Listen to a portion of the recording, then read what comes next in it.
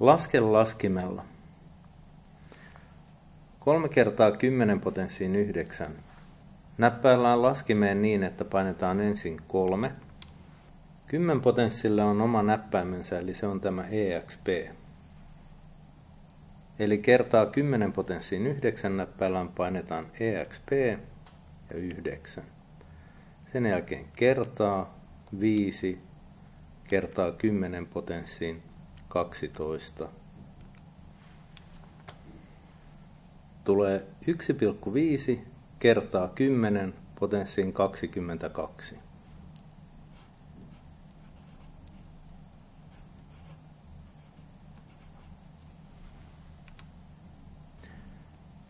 Kahdeksan kertaa 10 potenssiin -9 kertaa 2 kertaa 10 potenssiin -7 on 1,6 kertaa 10 potenssiin -15.